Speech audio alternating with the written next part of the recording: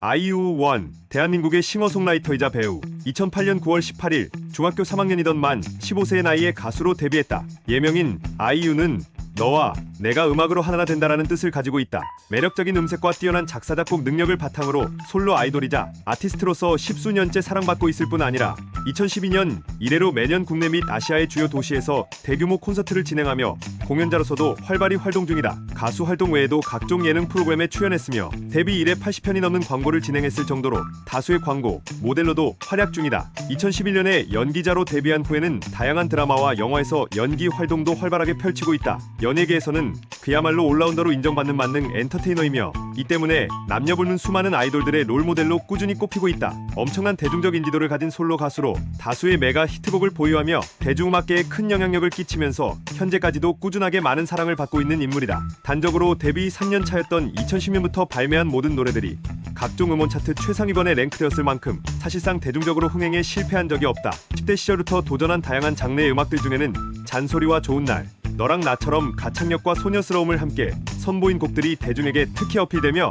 국민 여동생이라는 칭호와 함께 대중음악계의 신드롬을 일으켰다. 20대 초반에는 자작곡 금요일에 만나요와 세대를 초월하여 폭넓은 리스너층을 확보한 너의 의미가 수록된 리메이크 앨범 뽑달피, 그리고 본격적으로 프로듀싱을 하기 시작한 앨범 CHATSHIRE를 기점으로 자신만의 음악을 하는 아티스트로 전향하는 데에 성공했다. 이는 십수년째 국민적 인기와 영향력을 이어가는 롱런의 기반이 되었다고 평가된다. 그 후 앨범, 프로듀싱과 거의 모든 곡의 작사를 자신이 직접 하면서 레옹, 반편지, 팔레트, 삐삐, 러브 포엠, 블루밍, 에잇, 셀레브리티, 라일락, 스트로베리, 문, 드라마 등 발매하는 곡들마다 히트곡으로 만들어내며 싱어송라이터로서도 승승장구하고 있다. 또한 매년 벚꽃이 필 때쯤 역주행을 하는 봄, 사랑벚꽃 말고와 매년 크리스마스 시즌마다 역주행을 하며 국내 대표 캐럴로 자리잡은 미리 메리, 크리스마스까지 매년 때가 되면 사람들이 찾아듣는 이른바 연금송을 두 곡이나 보유하고 있다. 이렇게 트렌드가 급변하는 가요계에서 십수년 동안 굳건히 최정상의 자리를 지키며 사랑받고 있으며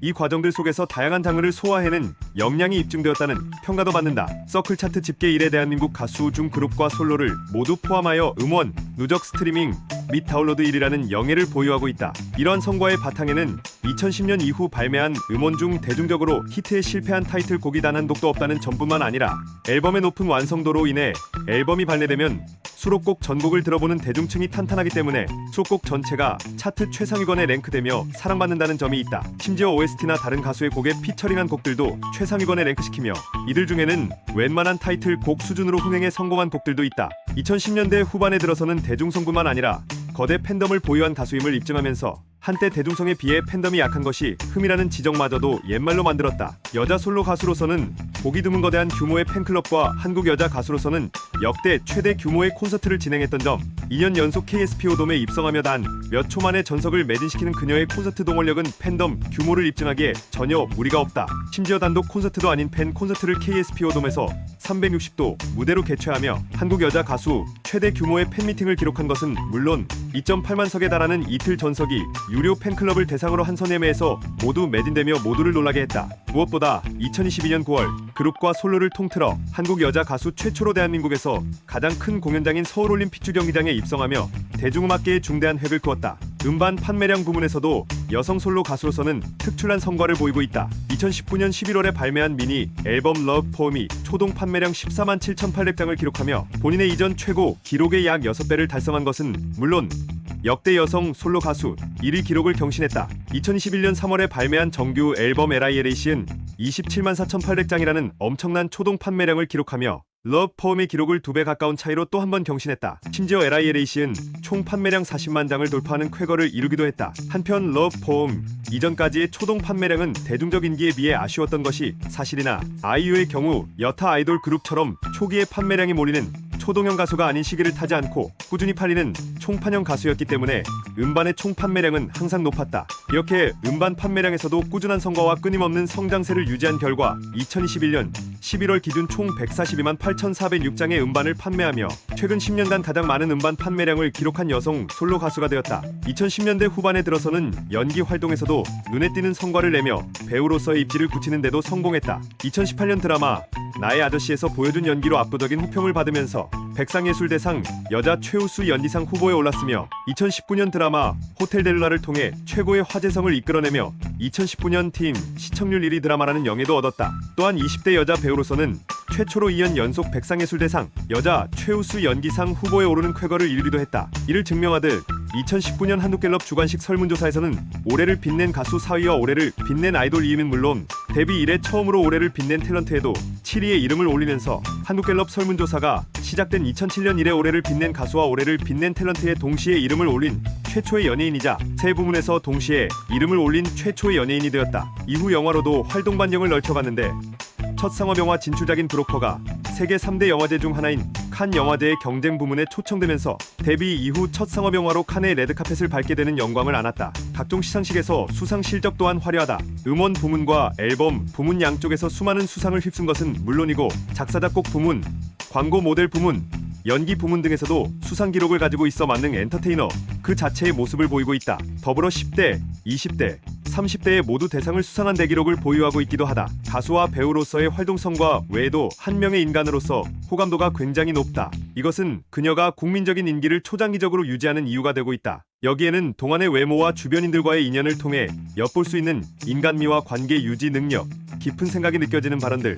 그러면서도 때때로 나타나는 허당미와 귀여움 등이 적지 않은 요소로 작용하고 있다. 무엇보다 데뷔 이후 꾸준한 기부와 선행 활동으로 선한 영향력을 보여주는 면 역시 무시할 수 없는 부분이다. 적재적소에 꼼꼼하게 기부하는 모습과 더불어 그 액수까지 엄청난데 2023년 5월까지 공식적으로 밝혀진 누적 기부 금액만 무려 50억 원에 달한다. 실제로 2019년에는 메이 포브스에서 선정한 아시아 기부 영웅 30인의 최연소 아시아 기부 영웅으로 이름을 올리기도 했다. 아이유의 스타성과 영향력은 각종 여론조사에서도 잘 드러나고 있다. 2014년과 2017년엔 한국갤럽에서 실시한 주관식 설문조사에서 올해를 빛낸 가수 1위를 차지했고 3위 안에 든 횟수는 7번에 달한다. 또한 좋은 날과 너의 의미는 각각 2011년과 2014년에 올해의 가요 1위를 차지했고 3위 안에 든 곡은 6곡이나 된다. 게다가 2015년부터 2019년까지 한정하여 실시된 20대 이하 대상 설문 올해를 빛낸 아이돌 설문에선 3위 밖을 벗어난 적이 한 해도 없을 정도로 정상급 인기가 지속되고 있음을 실감할 수 있다. 특히 2019년에는 올해를 빛낸 가수와 올해를 빛낸 탤런트, 올해를 빛낸 아이돌에 모두 이름을 올리며 한국갤럽 조사 이래 올해를 빛낸 가수와 올해를 빛낸 탤런트에 동시에 이름을 올린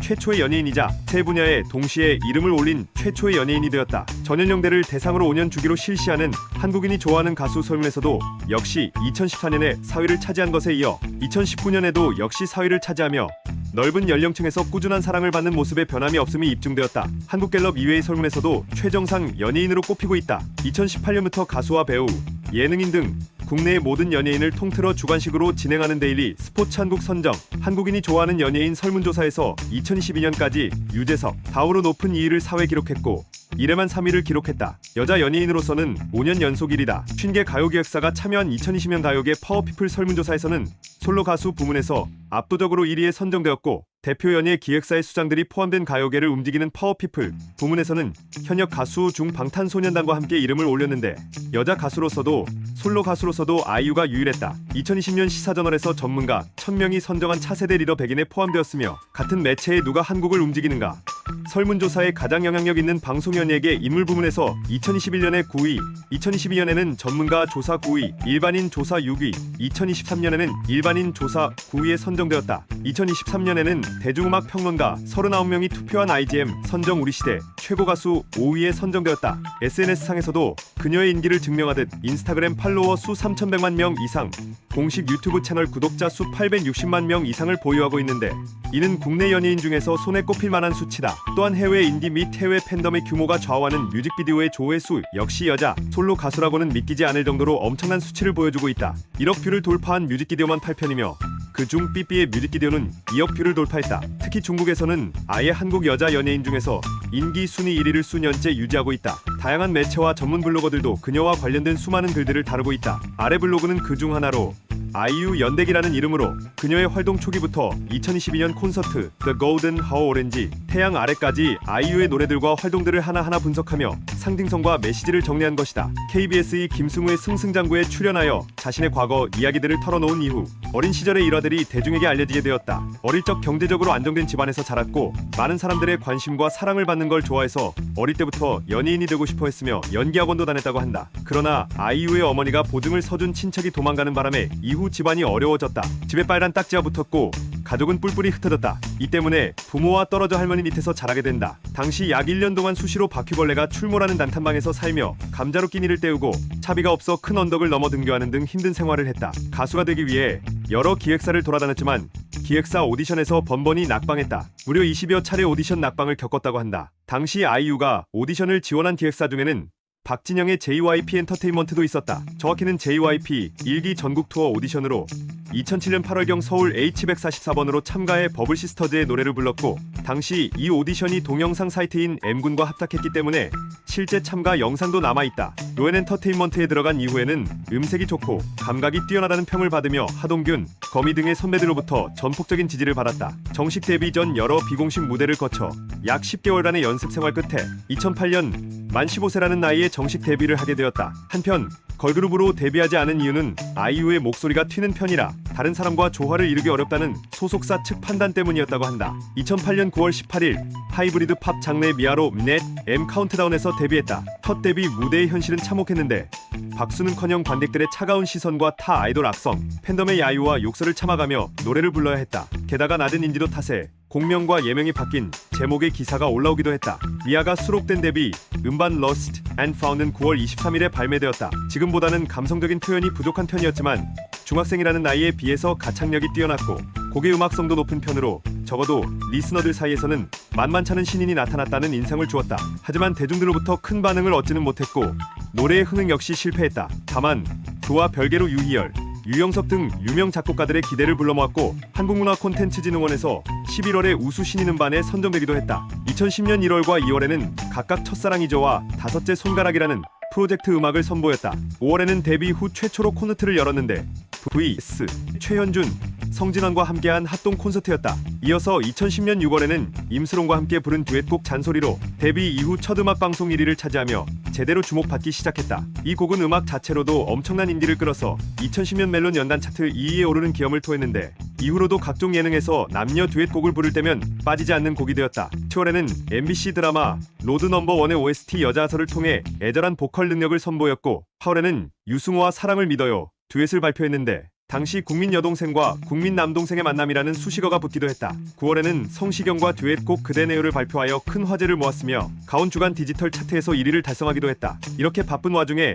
음반 활동 역시 계속되었다. 2011년 2월에 발매한 싱글 1집 Really 타이틀곡 나만 몰랐던 이야기로 또 한 번 발매와 동시에 모든 음원 차트에서 1위를 차지했다. 그 전에 아이유 모습과는 다른 어두운 콘셉트였기 때문에 호불호가 갈렸음에도 준수한 성적을 보여주었고 다양한